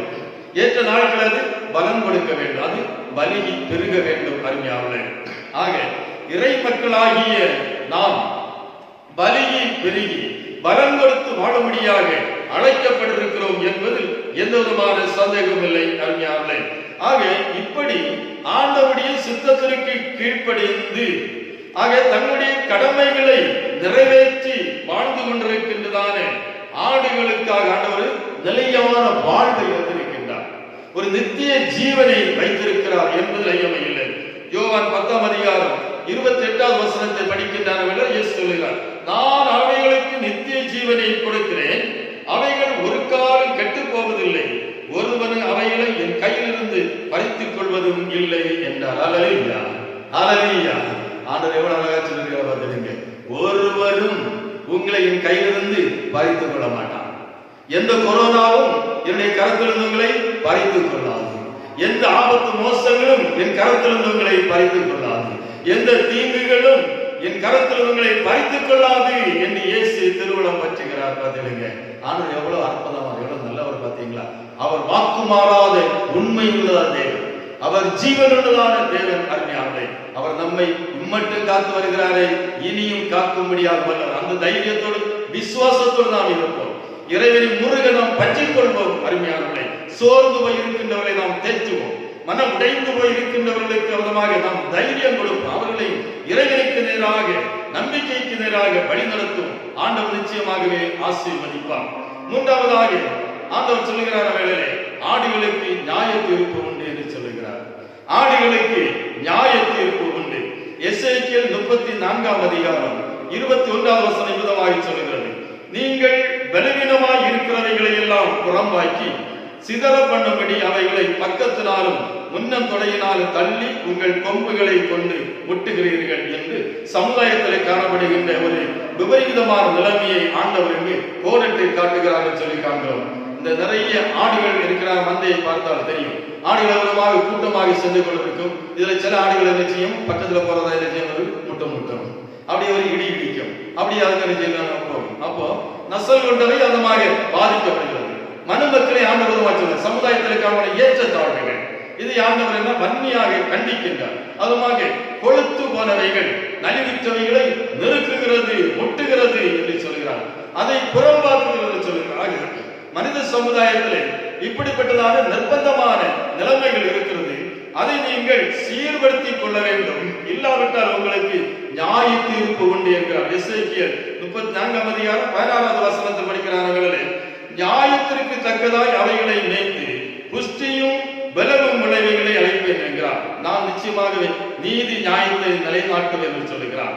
ஏழை எளிய மக்களுக்கு, புறக்கணிக்கப்படுகின்றதான மக்களுக்கு, ஓரங்கட்டப்படுகின்றதான மக்களுக்கு, தத்தளிக்கின்றதான ஜனங்களுக்கு நான் ஆதரவாக இருக்கிறேன் என்று சொல்லுகிறார். எங்கே நீதி புறக்கணிக்கப்படுகிறதோ அங்கே குரல் கொடுப்பேன் என்று சொல்லுகிறார். நான் நீதியை வெளிச்சத்திலே கொண்டு வந்து நிறுத்துவேன் என்று இறைவன் மிக தெளிவாக சொல்லுகின்றார். ஆக எசேக்கியேல் 34ஆம் அதிகாரம் 20வது வசனத்தை படிக்கிற வேளையிலே, இதோ நானே கொழுத்த ஆடுகளுக்கு இளைத்த ஆடுகளுக்கு நியாயம் இருப்பேன் என்கிறார். வேற யாரும் ஞாபகம் இருக்க மாட்டேன், நானே அதை செய்வேன் என்று சொல்லுகிறார். நானே பொறுப்பாக செய்வேன் என்கிறார். ஆகவே யாரும் தப்பித்துக் கொள்ள முடியாது. இங்க ரெக்கமெண்டேஷனுக்கு வாய்ப்பே கிடையாது. இறைவன் சத்தியவர், அவர் நீதிவர், அவர் நியாயம் விசாரித்து சரியான முறையிலே நீதி வழங்குவேன் என்று சொல்லுகின்றார் அருமையாளர். ஆக ஒவ்வொருவரும் நினைக்க வேண்டியது என்னவென்றால், நிச்சயமாக ஒரு நியாய தீர்ப்பு இருக்கிறது. அந்த நியாய தீர்ப்பு நாளிலே இறைவனுடைய சமூகத்திலே தைரியமாக நிற்க வேண்டும் என்று சொன்னால் தங்கள் வாழ்வை என்று தூய்மையாக காத்துக்கொள்ள வேண்டும். இந்த நாட்களை புறக்கணிக்காதபடிக்கு அல்ல தட்டாதபடிக்கு இறைவனோடு ஒன்றித்திருந்து வாழ்வை பண்படுத்திக் கொண்டால் நியாய தீர்ப்புக்கு தப்பித்துக் கொள்ளலாம். எபிரேயர் 11ஆம் அதிகாரம் 9-17 வசனங்களை படிக்கிறார். பலவித அந்நிய போதனைகளால் அலைக்கொண்டு திரியாதிருங்கள் என்று சொல்லப்படுகிறது. இந்த நாட்களில் ஆன்மீக வாழ்க்கையில் பலவிதமான சோதனைகள் வருகிறது. ஆக திருமறைக்கு முரணான போதனைகள், பலவிதமான இன்னும் சமுதாயத்திற்கான வதந்திகள், இவைகள் எல்லாம் அந்நிய போதனை, கடவுளுக்கு பிரியமில்லாத போதனைகள், செயல்பாடுகள். அதற்கு நீங்கள் கீழ்ப்படியாதிருங்கள், அதை ஏற்றுக்கொள்ளாதிருங்கள், அதன் பின்னால அலையாதிக்க ஆண்டவர் தெளிவாக சொல்கிறார். அது சமுதாயம் சார்ந்ததாக இருந்தாலும் சரி, சமய வாழ்க்கையாக இருந்தாலும் சரிதான். சத்தியத்தை அறிந்து சத்தியத்திலே நடந்து கொள்ள வேண்டும் என்று சொல்கிறார். உங்களை நடத்துகிறவர்கள் உங்கள் ஆத்துமாக்களுக்கு உத்தரவாதம் பண்ணுகிறவர்களாய் விழித்திருக்கிறவர்களாய் நம்பினார். அவர்கள் துக்கத்தோடு அல்ல, சந்தோஷத்தோடு அதை செய்யும்படி அவர்களுக்கு கீழ்ப்படிந்து அடங்குங்கள் என்று சொல்லப்படுகிறது. நான் ஆரம்பத்தில் சொன்ன வண்ணமாக ஒருவேளை சமுதாய வாழ்க்கையிலும் சரி, சமயம் சார்ந்த வாழ்க்கையிலும் சரி, இறைவன் மேய்ப்பர்களாக தலைவர்களை தந்திருக்கின்றார். அவர்கள் இறைவனை சமூகத்திலே கணக்கு ஒப்புவிக்க வேண்டியவர்கள், உத்தரவாதத்துடையவர்கள். ஆகவே அவர்கள் என்ன செய்கிறார்கள் என்றால், உங்களுக்காக விழித்திருக்கின்றார்கள், அவர்கள் செயல்பட்டுக் கொண்டே இருக்கின்றார்கள். ஆகவே நீங்கள் எல்லா நிலையிலும் அவளை கீழ்ப்படிந்தீர்கள், அடங்கி இருங்கள், கட்டுப்பட்டு இருங்கள் என்று சொல்லுகிறார். இது மிக முக்கியமான ஒன்று. ஆக சுய கட்டுப்பாடோடு கூட தங்களை நியந்திரித்துக் கொள்ளுகின்ற வேளையிலே அது ஆண்டவருக்கு பிரியமானதாக அமையும், இறைவனுக்கு உகந்த வாழ்க்கையாக அமையும் என்பதில் அமையலை. ஆகிய நாட்களில் இறைவனிடத்திலிருந்து நாம் பெற்றுக்கொள்ள வேண்டியதான ஆசீர்வாதங்களை சுதந்திரிக்க வேண்டும் என்று சொன்னால், நியாய தீர்ப்புக்கு தப்பித்துக் கொள்ள வேண்டும் என்று சொன்னால், நம்மை நாமே ஆராய்ந்து அறிய வேண்டும், விழிப்புடையவர்களாக அமைய வேண்டும். அருமையானவர்களே, அப்படிப்பட்டவர்களுக்கு இறைவன் அனுகூல துணையாய் இருக்கிறார் என்பதை நாம் மனதிலே கொள்ளுவோம். அருமையானவர்களே, ஆக நாம் என்னென்ன கடமைகளை செய்ய வேண்டுமோ அந்தந்த கடமைகளை நேர்த்தியாய் செய்யும்படியாக எல்லாம் அல்ல ஆண்டவர் நாம் ஒவ்வொருவருக்கும் கிருபை செய்வார் என்பதில் எவ்விதமான ஐயமல்ல. இந்த நாட்களில் நம்பிக்கையோடு இருங்கள், ஆண்டவருடைய ஆசீர்வாதம் உங்களுக்குள்ளாக தங்கும். ஆண்டவர் ஒருபோதுமே கைவிடவே மாட்டார். அந்த ஆண்டவருடைய கிருபை உங்கள் அனைவரும் தங்கியை தாவரிப்பதாக நாம் இறைவனை நாம் ஏற்றி அந்த இறைவன் தன்னை மெய்ப்பராக சித்தரித்து எந்த அளவுக்கு நம்மை அவருடைய மந்திகளாக அவர் பாவித்து நம்மை ஏற்றுக்கொண்டு பொறுப்பாக நடத்துகின்றாரோ அதே போல நாம் பொறுப்புள்ளவர்களாய் வாழும்படியாக, சமுதாயத்து மக்களுக்கு நல்வாழ்வு தரும்படியாக, அவர்களை இறைவனுக்கு வழி நடத்த நல்ல முன்மாதிரிகளை சமுதாயத்திற்கு தர ஆண்டவர் தாமே நம் ஒவ்வொருவருக்கும் அருள் செய்வாராக. ஆமென். நாம் இருக்கின்ற இடங்களிலே எழுந்து நின்று அப்போஸ்தல விசுவாச பிரமாணத்தின் வாயிலாக நமது விசுவாசத்தை அறிக்கை செய்வோமாக. வானத்தையும் பூமியையும் படைத்த சர்வ வல்லமையுள்ள பிதாவாகிய தேவனை விசுவாசிக்கிறேன். அவருடைய ஒரே குமாரனாகிய நம்முடைய நாதர் இயேசு கிறிஸ்துவை விசுவாசிக்கிறேன். அவர் பரிசுத்த ஆவியினாலே கன்னிமரியாளிடத்தில் உற்பவித்து பிறந்தார். பொந்தி பிலாத்துவின் காலத்தில் பாடுபட்டு சிலுவையில் அறையுண்டு மரித்து அடக்கம் பண்ணப்பட்டு பாதாளத்தில் இறங்கினார். 3ஆம் நாள் மரித்தொழிந்து எழுந்தெழுந்தார். பரமண்டலத்தில் ஏறி சர்வ வல்லமையுள்ள பிதாவாகிய தேவனுடைய வலது பார்சத்தில் வீற்றிருக்கிறார். அவரிடத்திலிருந்து உயிருள்ளோரையும் மரித்தோரையும் நியாயந்திருக்க வருவார். பரிசுத்த ஆவியை விசுவாசிக்கிறேன். பொதுவாக இருக்கிற பரிசுத்த சபையும் பரிசுத்தவான்களுடைய ஐக்கியமும் பாவ மன்னிப்பும் சரீர உயிர்த்தெழுதலும் நித்திய ஜீவனம் உண்டு என்று விசுவாசிக்கிறேன். ஆமென். ஜெபம் செய்வோம். எங்களை அதிகமாக நேசிக்கின்ற நல்ல ஆண்டவரே, நன்றியோடு உம்மை ஸ்தோத்திரிக்கின்றோம், உம்மை துதிக்கின்றோம், உம்மை போற்றுகின்றோம். ஐயா, ஹல்லேலூயா, உமக்கு ஸ்தோத்திரம். இவ்விதமாக ஆண்டவரே எங்கள் இல்லங்களில் இருந்தும் ஆராதிக்கும்படியாக எங்கள் ஆண்டவர் அந்த கிருபைகளுக்காக உமக்கு ஸ்தோத்திரம் சுவாமி. ஆமாண்டவரே, நீர் எங்களுக்கு மெய்யான மேய்ப்பராயிருந்து எங்களை நிர்மயித்து போஷிப்பித்து பாதுகாத்து வருகின்றீர். அதற்காய் உமக்கு ஸ்தோத்திரம் ஐயா. ஆமாண்டவரே, நீர் சுட்டிக்காட்டியதானே அந்த தலைமத்துவ பணிவிடைகளை நிறைவேற்ற நாட்கள் அநேக தலைவர்களை, ஆமாண்டவரே, தியாக உள்ளம் படைத்தவர்களை, இறைப்பணியாளர்களை தந்திருக்கின்றீர். அதற்காக உம்மை போற்றுகிறோம் தகப்பனே. ஹல்லேலூயா, உமக்கு ஸ்தோத்திரம். ஆடுகளுக்கு என்னென்ன கடமைகள் இருக்கின்றதோ அதனை நாங்கள் உணர்ந்து நாங்கள் அந்த வரிசைகளிலிருந்து எங்கள் கடமைகளை நிறைவேற்றும்படியாக, இறைவனுக்காக பலன் தரும்படியாக, அருந்தரும்படியாய் உதவியை ஜபிக்கின்றோம் அப்பா. நியாயத்திற்கு நாளை குற்றமற்றவர்களாய் நிற்கும்படியாக ஆண்டவர்களை பண்படுத்தும்படியாய் உதவியை ஜபிக்கின்றோம் சுவாமி. ஆமென். ஜீவாதிபதியே, நன்றியோடு உம்மை ஸ்தோத்திரிக்கிறோம், உம்மை ஸ்தோத்திரிக்கிறோம். இரக்கத்திலே சிறுமல தெய்வமே, உமக்கு ஸ்தோத்திரமையா. ஹல்லேலூயா. இப்பொழுது கர்த்தாவே, தம்முடைய பிள்ளைகள் ஒவ்வொருவருமே உம்முடைய வல்லமை அனுப்பும்படியாய் உதவியை ஜபிக்கின்ற தகப்பனே, உமக்கு ஸ்தோத்திரம். பல்வேறு நிலையிலே கர்த்தாவே, பாடுகளோடு துன்பங்களோடு கர்த்தாவே காணப்படுகின்ற, கவலையோடு பாரத்தோடு காணப்படுகின்ற, உடைந்த உள்ளங்களோடு காணப்படுகின்ற தமது பிள்ளைகளை ஆண்டவர் தொடுவீராக சுவாமி. என் ஆண்டவருடைய வல்லமையினால் இடைகட்டும்படியாக உதவியை ஜபிக்கின்ற ஐயா. ஆமாண்டவரே, தெய்வ சமாதானம் ஒவ்வொரு உள்ளங்களை நிரப்பட்டு கர்த்தாவே, நீர் ஆறுதல் படுத்தும்படியாய் உதவியை ஜபிக்கின்ற தகப்பனே, உமக்கு ஸ்தோத்திரம் ஐயா. ஆமாண்டவரே, வெளிவீனப்பட்டதான ஒவ்வொரு சரீரங்களையும் என் ஆண்டவரை இப்பொழுது சக்தி படுத்துவீராக. உம்முடைய குணமாக்க வல்லமை இறங்கட்டு கர்த்தாவே. தமது பிள்ளைகளின் காயங்கள் கட்டப்படுவதாக தகப்பனே. ஆமாண்டவரே, உம்முடைய பரிசுத்த இரத்தம் சரீரங்கள் ஊடுருவி பாய்வதாக தகப்பனே. தமது பிள்ளைகள் ஆண்டவரே திடகாத்திரமாய் வாழும்படியாக, என் ஆண்டவருடைய பலத்தினால தாங்கும்படியாய் உதவியை ஜபிக்கிற உமக்கு ஸ்தோத்திரம் கர்த்தாவே. இயேசு இரத்த ஜெயமையா. ஹல்லேலூயா. நன்றியோடு உம்மை ஸ்தோத்திரிக்கிறோம், துதிக்கிறோம். ஆமாண்டவரே, பலவிதமான ஆண்டவரே கடன் பாரங்களோடு ஆண்டவரே அழுத்தப்படுகின்றவர்களுக்காக ஜபிக்கிறோம். ஏழை எளியவர்களுக்காக ஜபிக்கிறோம். திக்கற்றவர்களுக்காக உதவி ஜபிக்கிறோம் தகப்பனே. நீர் பரிகாரியாக இருந்து கர்த்தாவே, உம்முடைய நன்மைகளினால முடிசூட்டி தமது பிள்ளைகளுக்கு கர்த்தாவே பலமையான அனுபவத்தை தருவீராக கர்த்தாவே. ஆமாண்டவர், நல்ல மேய்ச்சல் உள்ள இடங்களுக்கு நேராக வழி நடத்தும்படியாய் உதவியை ஜபிக்கின்றோம். உமக்கு ஸ்தோத்திரம். இந்த நாட்களை கர்த்தாவே, சரியான வாழ்வாதாரம் இல்லாதபடிக்கு ஆண்டவரே துவண்டு போன நிலையிலே காணப்படுகின்ற தமது பிள்ளைகளுக்கு நீர் திறந்த வாசலை கடலிடும்படியாய் ஜபிக்கிறேன். நீர் பரிகாரியாய் இருந்து செயல்படும்படியாக முதலுக்கு மன்றாடுகின்ற ஐயா. ஆசீர்வதிக்கவே ஆசீர்வதித்தல்வீராக சுவாமி. ஆமாண்டவரே, சிறுவர்கள் முதல் வயோதிபர் வரையிலும் ஒவ்வொருவரையும் ஆண்டவர் தரந்தரம் பேர் பேராக கொடுவீராக. என் ஆண்டவரே, நன்மையான ஈவுகளை தரும்படியாக ஜபிக்கிறேன் ஐயா. தமது பிள்ளைகள் இந்த காலத்தினால் துவண்டு விடாதபடிக்கு என் ஆண்டவர் தூக்கி நிறுத்தும்படியாய் உதவியை ஜபிக்கிற தகப்பனே, உமக்கு ஸ்தோத்திரம் கர்த்தாவே. நன்மைகளினாலும் கிருபைகளினாலும் நிரப்பும்படியாக ஜபிக்கிறேன் ஐயா. ஆமாண்டவரே, அருள் பிரசன்னம் தங்கி தாவரிக்கட்டும் அப்பா. அந்தகார சக்திகளினால் பாதிக்கப்பட்டிருக்கின்ற ஒவ்வொரு பேருடைய வல்லமை இந்த வேளையில் இறங்குவதாக. ஆமாண்டவரே, அந்த இல்லங்களில் உங்களுடைய சர்வ சக்தி இந்த வேளையில் இறங்கட்ட கர்த்தாவே. பரிசுத்த அக்கினி அனுப்பும்படியாய் உதவி ஜபிக்கிறேன் ஐயா.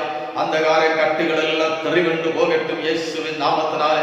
ஆமாண்டவரே, கிருபையே சாத்தானுடைய அகோதரத்துவம் எல்லாம் நீங்கி போகட்டதாக கர்த்தாவே. ஆமாண்டவரை விடுதலையாக்கும்படியாக ஜபிக்கிறேன் ஐயா. விடுவியும் கர்த்தாவே, விடுவியும் கர்த்தாவே. இயேசு இரத்த ஜெயமையா. ஹல்லேலூயா. ஆமாண்டவரே, கிருபையாக இறங்கும்படியாக முதலுக்கு ஜபிக்கிறேன் ஐயா. தமது பிள்ளைகள் நிம்மதியாய் வாழும்படியாக அனுக்கிரகம் இருந்தபடியாய் ஜபிக்கிற தகப்பனே, உமக்கு ஸ்தோத்திரம் கர்த்தாவே. தேசத்தினுடைய கரங்களை தருகின்றேன் ஐயா. இம்மட்டுமாக தேசத்தை நீர் கண்ணு கருத்துமாய் காத்து வருகின்றீர். அதற்காக உமக்கு ஸ்தோத்திரம். தொடர்ந்து எங்கள் ஆண்டவருக்கு வாய் கொண்டிருக்கும்படியாய் ஜபிக்கிறேன் ஐயா. தேசமெல்லாம் கர்த்தாவே தூதகணங்களை கொண்டு நிரப்பும்படியாக முதலுக்கு மன்றாடுகிறேன். எந்த விதமான அசம்பாவிதங்களும் கர்த்தாவே நடைபெறாதபடிக்கு என் ஆண்டவர் வேல் இடைக்கும்படியாய் ஜபிக்க நினைப்பா. உமக்கு ஸ்தோத்திரம் கர்த்தாவே. ஆமாண்டவர், தேசத்திற்குடைய நிம்மதியாய் வாழ வேண்டும் கர்த்தாவே. அதற்கு சாதகமான சூழ்நிலைகளை தந்தபடியாய் ஜபிக்க நம்ம உமக்கு ஸ்தோத்திரம். நாட்களே கர்த்தாவே, உலகத்தை அச்சுறுத்தி கொண்டிருக்கின்றதான அந்த பொல்லாத கொரோனா வைரஸ் கர்த்தாவே தேசத்தில் அணுகாதபடிக்கு கர்த்தாவே தொடர்ந்து கர்த்தாவே தேசத்துடைய பாதுகாப்பிலே வைத்துக் கொள்ளும்படியாக ஜபிக்க நினைப்பான். ஒவ்வொரு ஒவ்வொரு மனிதர்களையும் நீர் கண்ணும் கருத்துமாக பாதுகாக்கும்படியாக ஜெபிக்கின்ற அப்பாவுக்கு ஸ்தோத்திரம் கர்த்தாவே. ஆமாண்டவரே, எங்கள் மாநிலத்திற்காக நோக்கி ஜெபிக்கின்றவையா, எங்கள் இந்திய திருநாட்டிற்காக நோக்கி ஜெபிக்கின்ற தகப்பனே. ஆமாண்டவரே, நீர் மேய்ப்பர்களாக தந்திருக்கின்றதானே தேச தலைவர்களுக்காக நோக்கி ஜெபிக்கிறோம் தகப்பனே. அதிகாரிகளுக்காக நோக்கி ஜெபிக்கிறோம் ஐயா. தமது பிள்ளைகள் மேற்கொள்ளுகின்றதானே எல்லா நடவடிக்கைகளையும் கர்த்தர் தாமே வாய்க்க பண்ணும்படியாக மன்றாடுகிறோம். தொடர்ந்து கர்த்தாவே நல்ல திட்டங்களை வகுத்துக் கொள்ளும்படியாக, ஞானமுள்ள இதயத்தை தரும்படியாக ஜெபிக்கிறோம். நல்ல ஆலோசனைகளை தரும்படியாக உதவிகள் மன்றாடுகிறோம். தங்கள் கடமைகள் எல்லாவற்றையும் மிகவும் நேர்த்தியை நிறைவேற்றும்படியாக, அனுகூல துணையாய் இருக்கும்படியாக உதவிகள் ஜெபிக்கிறோம். அவர்களுக்கும் எங்கள் ஆண்டவர் சுகபலம் தருவீராக சுவாமி. எவ்விதமான மன அழுத்தங்கள் வராதபடி பாதுகாக்கும்படியாய் உதவிகள் மன்றாடுகின்றோம். பகாலியோவைக்கு சோதனை கர்த்தாவே, மருத்துவ துறையிலே கர்த்தாவே இணைந்து பணியாற்றுகின்றதான ஒவ்வொருவருக்காக ஜெபிக்கிற மருத்துவர்களுக்காக, தாதிகளுக்காக, உதவிக்காரர்களுக்காக கர்த்தாவே. ஆமாண்டவரே, விதமாக லேபர்களை பணியாற்றுகின்றவர்களுக்காக, மருந்துகளை பணியாற்றுகின்றவர்களுக்காக முதல்கள் செபிக்கிறோம். சுகாதார துறைகளை பணியாற்றுகின்றவர்களுக்காக முதல்கள் செபிக்கிறோம் தகப்பனே. ஆமாண்டவரே, தமது பிள்ளைகள் தங்களுடைய ஜீவனையும் கர்த்தாவை பொருட்படுத்தாதபடிக்கு ஆமாண்டவரே இது இறைப்பணி என்கின்றதான உணர்வு நிலைகளோடு இந்த பணிவிடைகளை நிறைவேற்றுகின்றார்கள் அப்பா. நல்ல மேய்ப்பர்களாக தந்திருக்கின்றதற்காக ஸ்தோத்திரம் கர்த்தாவே. அவர்களை கர்த்தர் ஆசீர்வதிக்கும்படியாக ஜெபிக்கின்றோம். அவர்களுக்கு எந்த பாதிப்புகளும் வரக்கூடாது கர்த்தாவே. ஆமாண்டவர் அவர்கள் கனப்படுத்தப்பட வேண்டும். எங்கள் ஆண்டவர் மேன்மைப்படுத்தும்படியாக ஒதுங்கி ஜெபிக்கிறோம். அவருடைய மருத்துவ பணிகள் எல்லாம் வெற்றிகரமாக அமையட்டும் கர்த்தாவே.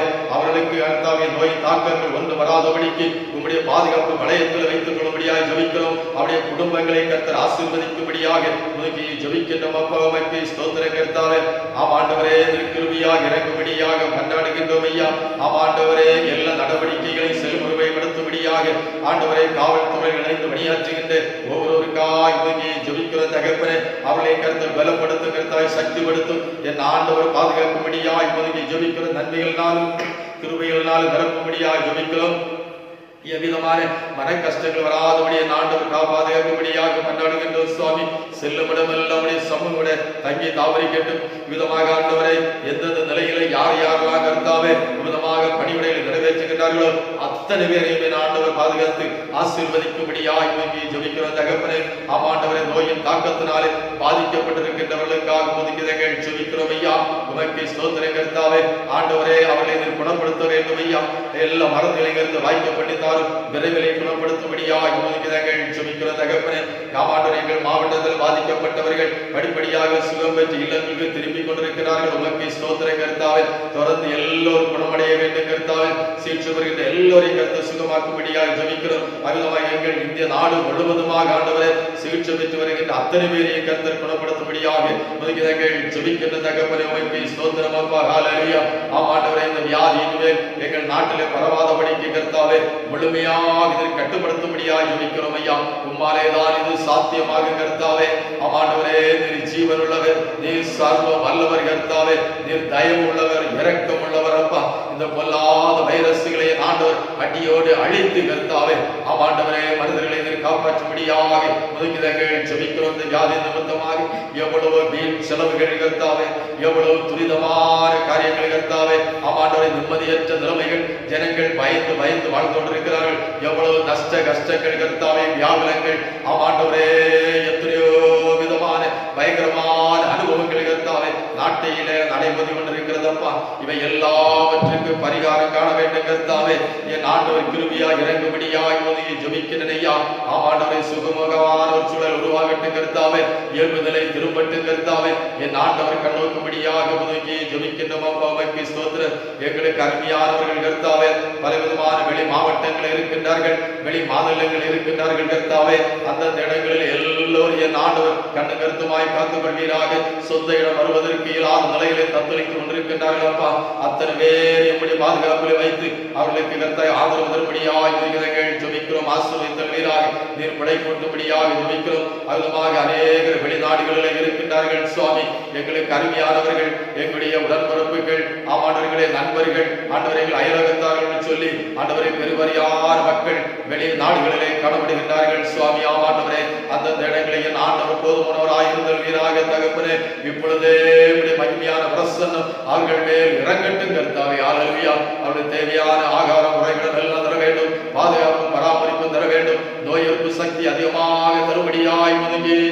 ஜெபிக்கிறேனப்பா. ஆமாண்டவரே, தமது பிள்ளைகளுடைய கண்மணிகளை போல பாதுகாக்கும்படியாய் ஒதுங்கி ஜெபிக்கிறோம் ஐயா. நீர் தாய் தந்தையுமாக இருந்து சீராட்டி பாராட்டும்படியாய் ஒதுங்கிதங்கள் ஜெபிக்கின்ற தகப்பனே. ஹல்லேலூயா, உமக்கு ஸ்தோத்திரம் கர்த்தாவே. அகிலமாக உலக நாடுகளுக்காக உம்முடைய சமூகத்தில் ஜெபிக்கிறோம். எத்தனையோ நாடுகள் தத்தளித்து கொண்டிருக்கிறது கர்த்தாவே. பதறிக் கொண்டிருப்பதை கர்த்தர் அறிவீரப்பா. ஜனங்கள் மாண்டு கொண்டிருக்கின்றார்கள் சுவாமி. என் தெய்வமே, நீர் இறங்குவீராக. ஆத்தும வாரத்தோடு உம்முடைய சமூகத்தில் ஜெபிக்கின்றோம் ஐயா. நீர் வல்லமையாக இறங்க வேண்டும் கர்த்தாவே. கொடுக்கப்படுகிற சிகிச்சைகள் எல்லாவற்றையும் வாய்ப்பு பண்ணும்படியாய் ஒதுங்கி ஜெபிக்கிற அற்புதங்களை செய்தல்வீராக தகப்பனே. ஆமாண்டவரே, பொல்லாத வைரஸ்களை கர்த்தர் அடியோடு அழிக்கும்படியாக ஜெபிக்கிறோம் ஐயா. இனி அது பரவக்கூடாது கர்த்தாவே. ஆமாண்டவரே, அதனுடைய அகோரத்துவம் எல்லாம் நீக்கி அடங்கி போகட்டும் ஐயா. என் ஆண்டவர் உலக மனிதர்களை காப்பாற்றும்படியாய் ஒதுங்கி ஜெபிக்கிறேன் சுவாமி. ஆசீர்வதிக்கும்படியாய் ஒதுங்கி ஜெபிக்கிறேன் ஐயா. ஆமாண்டவரே, உம்முடைய அன்பு வரவழைப்பும் வெளிப்படட்டும் கர்த்தாவே. உம்முடைய நன்மைகளினாலே கிருபைகளினாலே முடிசூட்டும்படியாய் ஒதுங்கி ஜெபிக்கின்றோம் அப்பா. ஹல்லேலூயா, உமக்கு ஸ்தோத்திரம் கர்த்தாவே. ஆமாண்டவரே, நிச்சயமாக திருமுறை சொல்வதை போல ஒரு நியாய தீர்ப்பு உண்டு என்பதை நாங்கள் உணர்ந்து கொள்ளுகின்றோம் ஐயா. அதை நாங்கள் நம்புகின்றோம் சுவாமி. உலகம் அனைத்து மனிதர்கள் உணர்வடைய வேண்டும் கர்த்தாவே.